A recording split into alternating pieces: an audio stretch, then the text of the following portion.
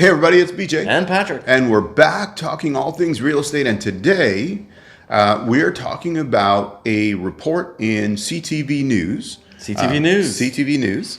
I saw this also on CBC News, but I'm not with the People's Network today. I'm with CTV News. Okay. Private enterprise and all.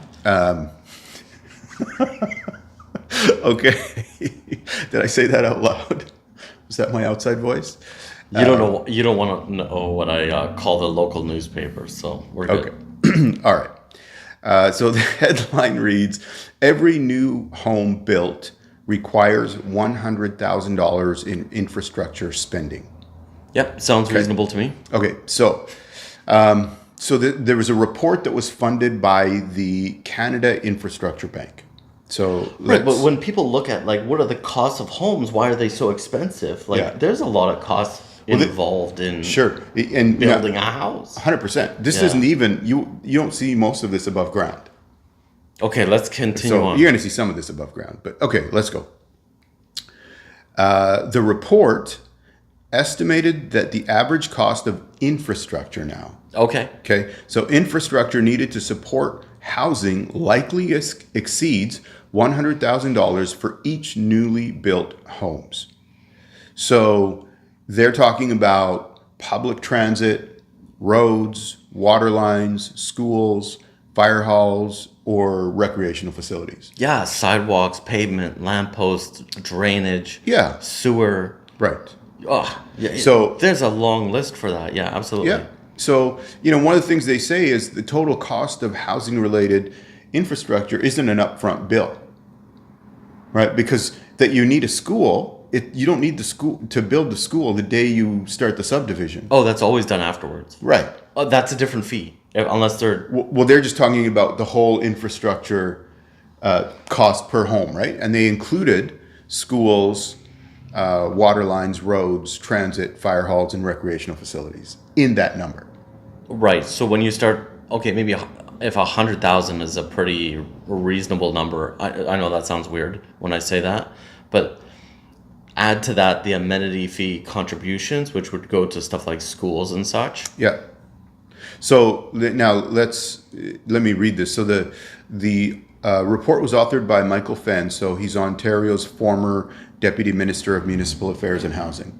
So here's one of his quotes out of it. Some of that infrastructure is required right away. I mean, you have to flush a toilet, you have to turn the taps on in a new house, but other infrastructure is a little further out. We need to be conscious of the fact that infrastructure has to be put in place. Without that infrastructure, all the efforts we're making to accelerate housing production will not come to fruition. So when you first told me about this article, I thought the $100,000 was only for the servicing of the lots. Oh yeah. Right? Yeah. Not amenities afterwards that need like I'll call it an amenity contribution, but it does go to infrastructure if it's, let's say, like schools, for example, or fire hall, those kind of things. Like that $100,000, when I look at that, it's like there's not even a house yet. It's just a lot. No. Yep. So even when you have like a... And that lot's not even serviced. Oh, no, the $100,000 would service the lot, for sure. Well, no, you've got, like, let's say you put you put in the sewer and everything. Yeah. But is that service right to the like, you got to dig the hole for each lot now. And so there would be there's going to be a nipple. There's going to be like an attachment on whatever each line. That's right. So it doesn't run to the house yet, but it's at the road. That's right. So that's serviced. Yeah. And then, so that is like, that's not geoengineering. That's not like landscaping. That's not like putting up retaining walls if you need it for the property. That's not prepping the lot. This is just enough to have like street, sidewalk, sewer, electrical, all the water lines, all of that in there. Yeah. And now you can register the lots you could pre-sell them as a proposed lot. Sure. But at that point, you'd be able to actually subdivide each lot. Yeah, I think the other thing is you're not even getting these approvals through your municipality without having a plan in place for these things to get. So that takes 10 years. No, I'm in Victoria. I'm almost not kidding sometimes. Different municipalities are at different rates. Yeah. So then at that point, you haven't built a house yet. Yeah. So this is just the cost of getting the law in place, not the municipal cost where they're gonna like charge you a permit fee based on a lot of So- times. I only know that like they charge it based on the percentage value of the construction. Yeah. Okay. Now watch this. Wait. This one's gonna make your hair stand on end. Oh yeah. Because it's just one of those. Okay. Let me just read it.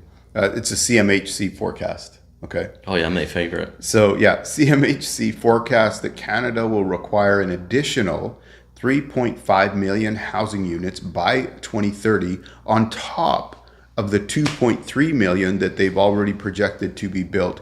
Now watch, wait for it, in order to restore affordability to levels seen in 2004. I bought my first condo in 2004. I paid 2-bedroom condo, 70s, like very little amenities, like so basic. Yeah. Esquimalt. Okay. Esquimalt had bad reputation back Yeah, then. yeah. Oh, I don't even want to ask, like, to guess. I paid $89,000 for the thing. Okay. By the time I was ready to move out, I had enough cash to pay it off. Yeah. Like 3 years later. Sure. So like, Yeah, my first but I refinanced it, bought a house, anyways. my first condo Like, I think it was 2000, and it was a 2-bedroom plus a den. Nice condo. But I think we got it for 120,000 or something like that. Yeah, so like we're never like we're gonna build 3.5 million magical homes. We're building 220,000, 250,000 on a good year. You know, interest rates are gonna go up. Like, really, are we actually gonna build? I don't care if it's a condo, a house, whatever. But like, we're not building 3.5 magical homes in whatever time that Yeah. they said, right? Like, Well, so anyways, so let's put this number in. we'll just move to New Brunswick. Let's just put this in an even more perspective here, okay? So you're gonna love this one. No. That level of increased housing starts, so that's more than 500,000 homes annually, is the equivalent of building a new city the size of Calgary each year for 7 years. With pixie dust. Tinkerbell's gonna come in. Oh man. Bling. Am I getting the right one? I don't know. Yeah, that's Tinkerbell with the dust. With yeah. the dust or some nonsense. We're just gonna, look, all these boomers. I love the boomers. But they're gonna be retired by 2030. So, are we importing, this is a horrible way to say it, are we importing enough skilled tradespeople or enticing Canadians to come back from other places to work here? Like, Yeah. So, like, you can't come in unless you swing a hammer, like you're a shitter fitter, like a sparky. oh, You're not. You can. are we getting? I think we're getting blocked. Are we getting blocked? Is this like, Whatever. So you didn't. What does my father-in-law says? He's like, well, if you can't finish high school, you can finish concrete. Like, we need all sorts of people working to build houses. Yeah. And that I'm not done yet. It takes, like, for the average house, if it's like 1,500 square foot house, I know there's gonna be condos and other things like that. Mm-hmm. We have to chop down 40 trees for that too. How does that help? We still need the tree choppers. Yeah. What are they called? Loggers. They're loggers. Yes, they're loggers. Yeah. Yeah. I'm having a little bit of fun with this, but Anyway, yeah. I think that's pretty unrealistic. Is the bottom line. You're building Calgary is actually over 1 million, so that's not the right number. 500,000 a year, but let's say you're building Red Deer every year. Victoria's 403,000. Yeah, so you're building another Victoria every year. Yeah, a trillion Victorias. Yep, got it. Magic Fair. Okay, I'll stop now. Let's go with the article. All right. So they're talking about, some of the new housing will benefit from pre-existing infrastructure because, we have roads, we have some infrastructure in place, obviously. But now they're talking about the barriers to financing the new infrastructure for these projects. So, okay. Barriers, so, yeah. So, for example, municipalities are often reluctant to either incur debt, or pass along capital costs through property taxes for political reasons. Because they want to be reelected, right? So you don't want to be suddenly jacking everybody's taxes because you have to put in infrastructure. You mean like the speculation and vacancy tax for BC? You mean the vacancy tax in Vancouver alone already before the BC spec tax came along. I think I mean they mean the property taxes. These aren't even the provincially legislated things. This is property taxes on a municipal level that they don't want to raise taxes because of political expediency. I hope somebody from Langford is watching, from the city or somebody's friend, like any one of the councillors, any one of them be fine right now, right? We had a property tax increase of 15%, and we needed like more things of like firefighters, and I totally understand that, right? 15% tax increase. You know what? The city only accounts for 51 point whatever percent of the total bill of the property taxes. The rest is provincial. Therefore, this organization that's responsible for our city increased their budget by 30%. So it only reflects on the whole as a 15% increase. Okay. If you look at it that way. Yeah. Like, it's not like the province went up by 15% and the municipality went up by 15%. Right. And we have a total that still counts as 15% overall. Right. No. We only had one portion, half the portion, increase their budget that reflected on the whole as 15%. That means their increase was like 30%. Yeah. So the big another, and I'm not going to read through the rest of this, but there's one other interesting point here that comment he makes, which is the housing crisis is probably mostly located in metropolitan areas, but that doesn't mean that we shouldn't be doing something to help infrastructure situation in the rest of the country. You mean like we ran out of homes? We ran out of homes. You know how many empty condos there are in Toronto right now? It's Vancouver. Yeah, I think. Yeah, for sure. But the point is, it's affordability in the metropolitan centers. We've talked about this before too. Well, it's not a crisis of we're lacking or run out of homes. Right. And affordability is a personal situation. Sure. Yeah. Right? Because there's a difference between like I'm going through a personal crisis, and then there's like the whole country is going through something. Right. Right? Like we're going through a disaster, we're going through a fire, we're going through earthquake on Vancouver Island. No, it's not happening. Yeah. And we're still waiting. The point that I wanted to... a personal, that's like mixing up definitions of words. Yeah. A personal crisis isn't like a mass crisis for everybody else. Yeah. Because like how many people afforded homes last month in any one of these places? Sure. Yeah. Stop saying it's affordability crisis. So move to New Brunswick. The point is, I'm not joking. The point is, he's saying this isn't as big of an issue in smaller centers and smaller areas. So because they moved from Toronto to go there. So anyway, that gets us through the article, I guess. And I think the point of looking at it is, what does that mean? $100,000 per home. Because that's something that has to be considered. Infrastructure is vitally important.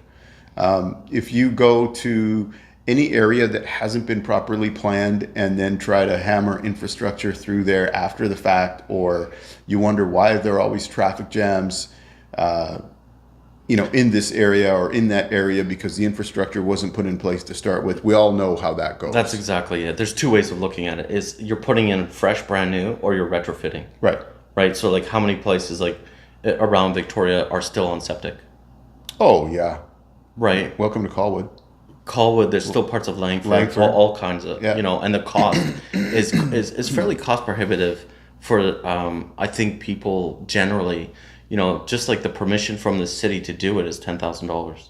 That's so you're allowed to connect to the sewer line if the sewer line is on your street. On your street, yeah. Right. If it's not, then, the bylaw doesn't mean very much, right? And they keep extending that bylaw, especially in Langford.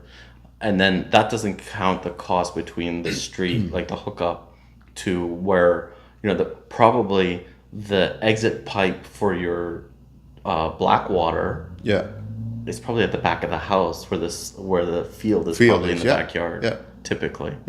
So that's how many meters again to get around there, digging up driveways, so that for sure.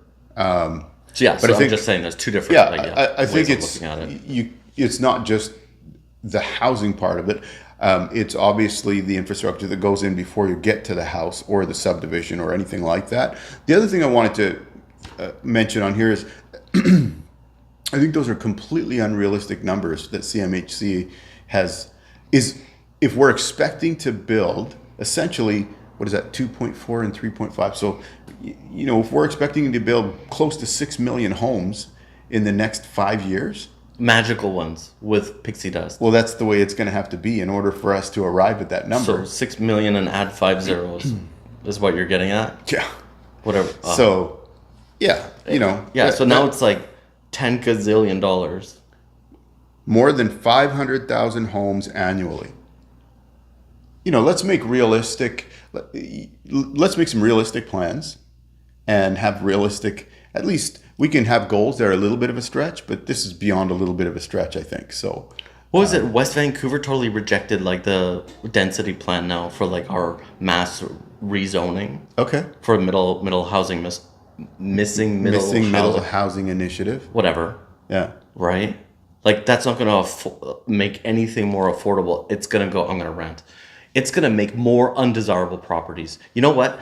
Nobody dreams, maybe at the time of life, you sell your house, you downsize to a condo, I don't want any responsibilities, or an apartment or something like that. You may go to something along those lines. I'm not saying it's not perfect for everybody. Yeah. But that's not the goal. The dream is not to have like, I live in a townhouse where I have rules and neighbors and I can't have a dog or I can't have this or, you're sharing walls.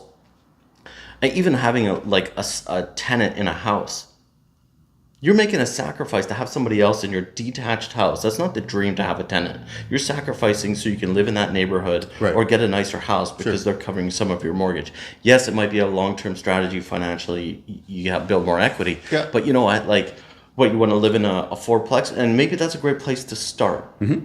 But like the cost of construction and servicing, and then go on to municipal costs as well, their fees, and their development cost charges where they're going to be asking for amenity contributions, etc., whatever, are still going to be very expensive. Yeah. And we're not building the thing that really people want.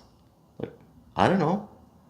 After you sell a condo, do people want to move back into a strata property? I'm not saying everybody. Yeah, some do, most don't. A lot of people don't have good experiences in stratas. Yeah, they've had, For a multitude of reasons, right? Yeah. So use it, I'm going to say it this way.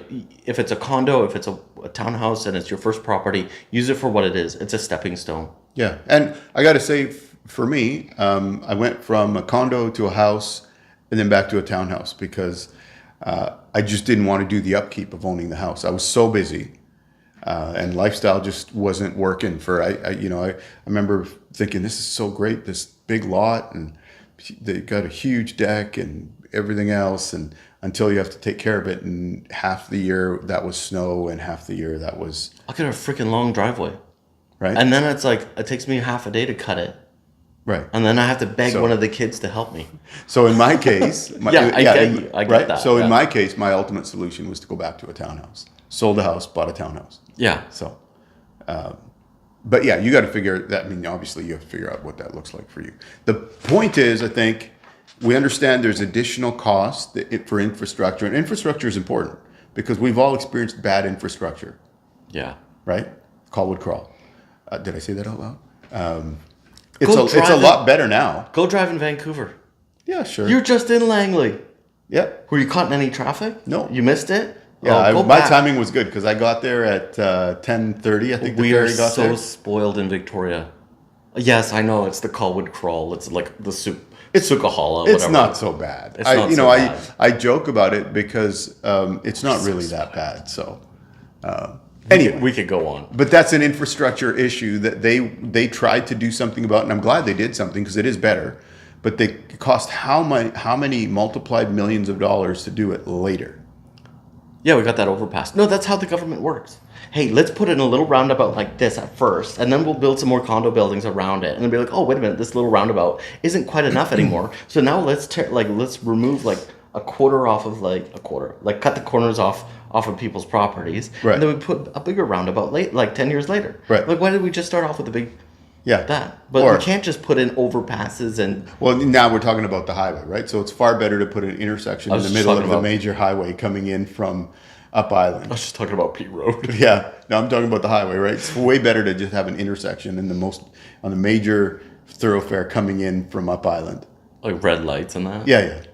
Anyways, right? yes, So exactly. and Edmonton went through this with Highway 60 or Yellowhead, where it used to be, there were a bunch of smaller communities that eventually all got amalgamated into Edmonton. So it was just 16 was all the way through, and now it's this major highway, and it used to have intersections all along the way. I haven't been there in a while, but I think they're all overpasses now, but. I don't know when it was already there when I was there. I grew up in Hamilton, and on Burlington Street, there was like 2 levels to the street. There's all the intersections were down below. Yeah, right. I always call it double-decker highway. We should build one of these on the Malahat. Oh, right. We need a double-decker highway on the Malahat. That'll solve everything. Oh man, that would look ridiculous. That would be horrendous. We used to drive so fast on that, like, because it was like there's no street lights, nothing. Yeah. There's on ramps and off ramps. Yeah, there's big cities that's a standard thing, right? They call them flyovers or whatever. I remember last time I was in India, you got into the top one and whoosh. Yeah, it was just Burlington Street for us. So. Oh yeah.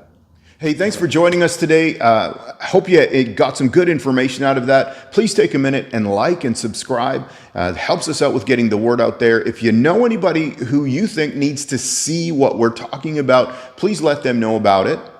And of course, if you're thinking of buying or selling real estate in the Greater Victoria area or anywhere on Southern Vancouver Island, you can get a hold of us. Our information is in the description below, and we'd be happy to help you.